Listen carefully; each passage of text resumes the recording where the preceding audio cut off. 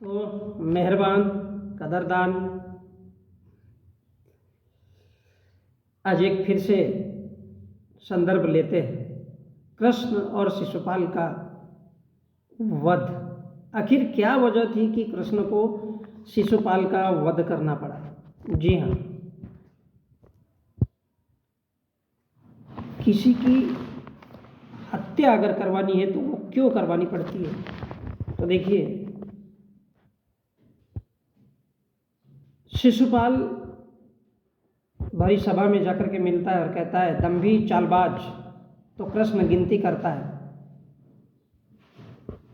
96 हो गए। फिर वो दंभी चालबाज कहता है तो कहता है 97 हो गए। इस प्रकार से वो उनका वार्तालाप दिखाया गया है। शिशुपाल कहता है कि मेरी माँ नाग सत्ता, रुक्मणी का हरण करने वाली दुष्ट पापी। कृष्ण कहता है 99 हो गए। शिशुपाल कहता है अरे निंदनीय है तू। कृष्ण कहता है पूरे 100। शिशुपाल अब एक भी शब्द बोला, यानी 1 से लेकर के 100 तक गिनती चलती है। तो कृष्ण कहता है शिशुपाल अब अगर एक भी शब्द बोला तो खैर नहीं। तो शिशुपाल कहता है अरे जा अपनी माँ से पूछ के आ कि तेरे बाप का नाम क्या है। तेरी माँ के साथ, तात्पर्य ये है कि तेरी माँ के साथ कौन सोया था, उस बाप का पता पूछ के आ। तो कृष्ण तिल मिला जाता है।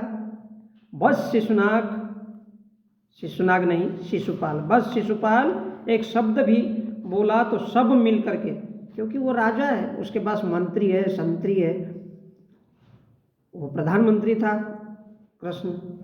तो वो कहता है कि सब मिल करके, रक्षा मंत्री, वित्त मंत्री, आयोग मंत्री और क्या क्या मंत्री रहते हैं, वो बोले सब मिल करके इसको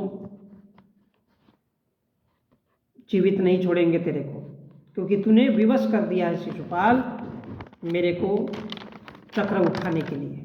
तो देखिए, शिशुपाल की माँ नाग सत्ता, रुक्मणी, नाग सत्ता। रुक्मणी कौन थी? विदर्भ महाराष्ट्र के राजा भीष्मक की पुत्री, जिसका जन्म जिला अमरावती महाराष्ट्र, प्राचीन नाम कौंडन्यपुर। राजा भीष्मक कौन था? राजा भीष्मक कौन था? मगध राज जरासंध का जागीरदार वंशज। मगध साम्राज्य का संस्थापक कौन? शिशुनाग 642 ईसा पूर्व इतिहास, ईसा मसीह के जन्म के 642 वर्ष पूर्व की ये बात है। तब भारत में शिशुनाग वंश का शासन था। तो शिशुनाग के वंशज कौन? सम्राट चंद्रगुप्त मौर्य, बिंबिसार, सम्राट अशोक, बुद्धिज्म वंशावली।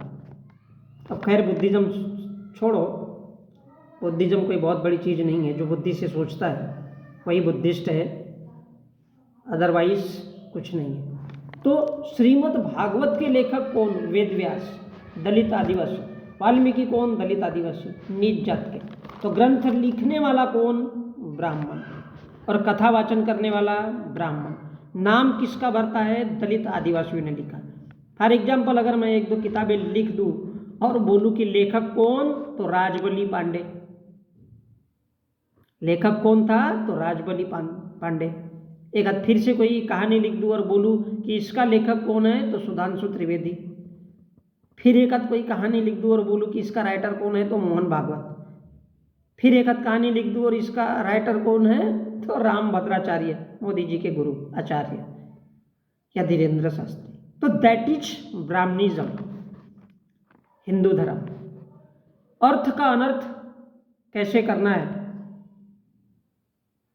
यानी पैसे को बेकार कैसे करना है, पैसे का दुरुपयोग कैसे करना है, पैसा धन दौलत का सत्यानाश करना है और उसको जमा करके रखना है, तो जीते जी अय्याशी करोगे, भोग करोगे और तुम्हारी पीढ़ियाँ हजारों मजा मौज करेगी। फॉर एग्जाम्पल, हमारे मुकेश अंबानी ने 15,000 करोड़ की बिल्डिंग बनाई, तो अगर वो मर जाए, हो सकता है वो कहीं जनता के लिए खोला जाए, तो कहेंगे कि वो उस जमाने का राजा था। जिसने ऐसा वाटरप्रूफ अर्थ मतलब भूकंप नहीं होने वाला, भूकंप कभी होगा ही नहीं, वो भूकंप विरोधी है, तो लोग देखने जाएंगे कि वाह यार क्या शाही इंसान था, और वो आपकी आंखों के सामने जी रहा है, हग भी रहा है, मूत भी रहा है। इसलिए ब्राह्मण बनिया ठाकुर धन दौलत को स्वर्ग कहता है, क्योंकि उसकी आने वाली औलादें हमेशा हमेशा के लिए, और जात वाले मेहनत करके खाते हैं, ये भी एक रीजन ही है। क्योंकि तो यहां ध्यान दीजिए, कृष्ण को मोदी जी और योगी जी के जैसे धर्म के लिए राजपाट करने वाले कृष्ण को हमने देखा है, मोदी जी को राम का अवतार माना गया है, कृष्ण का अवतार माना गया है, योगी जी को भी कृष्ण का अवतार माना गया है। तो अवतार ऐसे ही धरती पर जन्म लेते हैं। मां के पेट से पैदा होने वाले को जातक कहा जाता है, और जो अवतार लेता है उसको साधक कहा जाता है।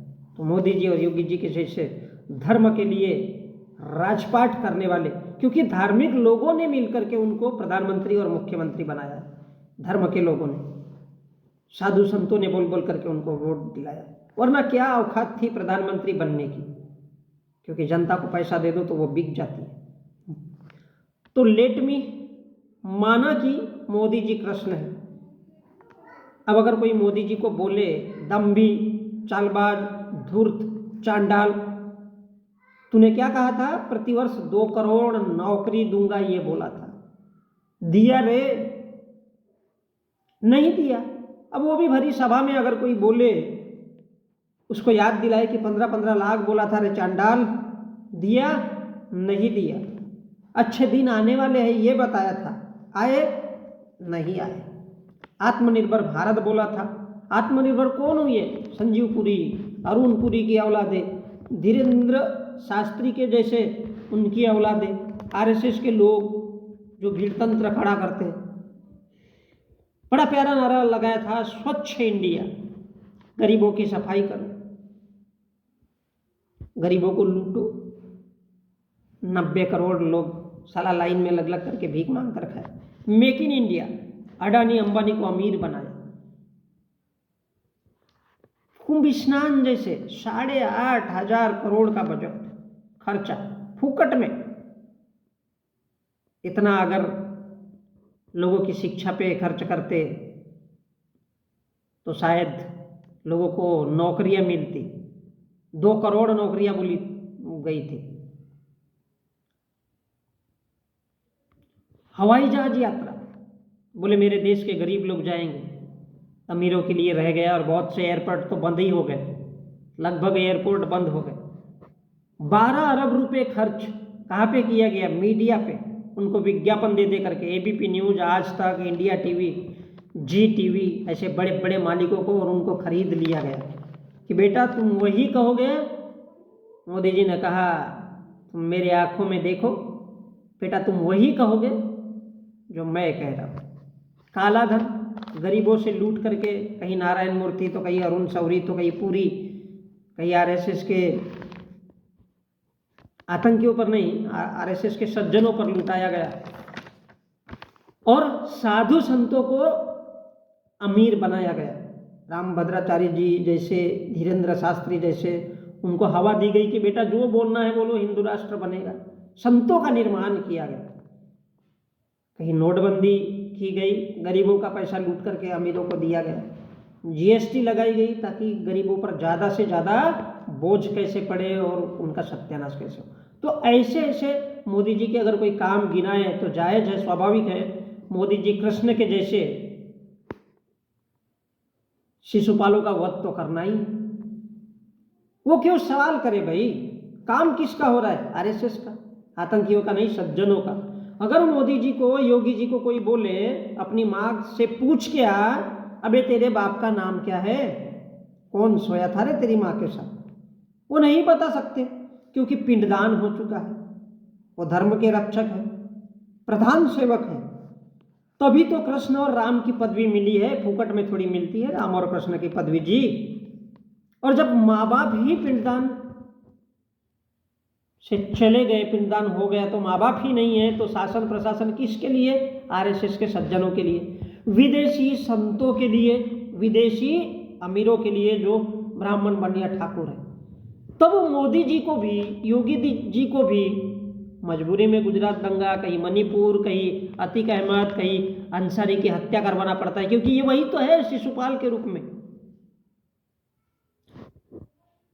और यही तो कृष्ण ने शिशुपाल का वध कर दिया था, क्योंकि शिशुपाल ने भरी सभा में पूछा था, अपनी माँ से पूछ के आ, अरे दम्भी चांडाल, तेरा बाप कौन है, तेरी माँ के साथ कौन सोया था?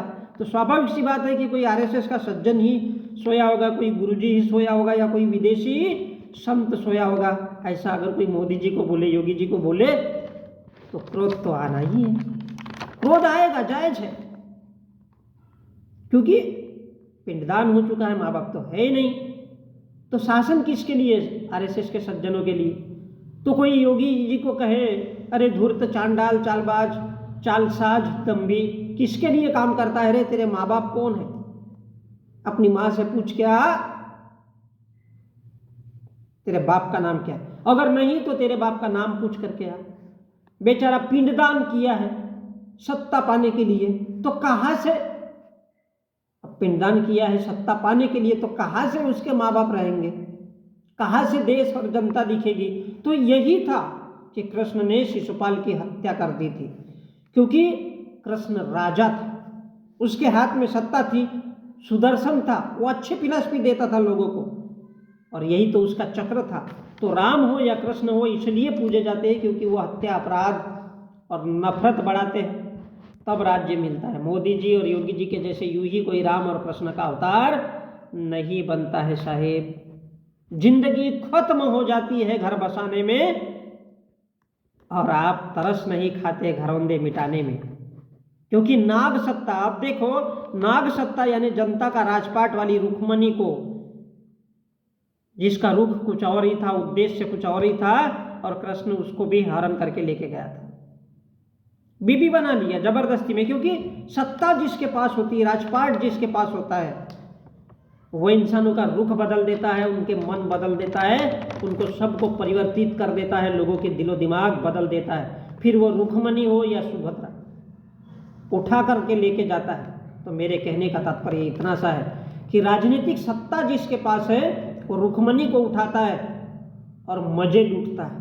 रोज ऐसी रुक्मणियाँ घर पे लाई जाती है, क्योंकि राजनीतिक सत्ता एकमात्र ऐसा मार्ग है, एकमात्र ऐसी चाबी है, किसको क्या देना है, किससे क्या लेना है, ये तय करता है। और यही तो स्वर्ग का रास्ता है। जैसा राम और कृष्ण स्वर्ग में रहते थे और भगवान समझ करके सारी दुनिया जिनकी पूजा करती है।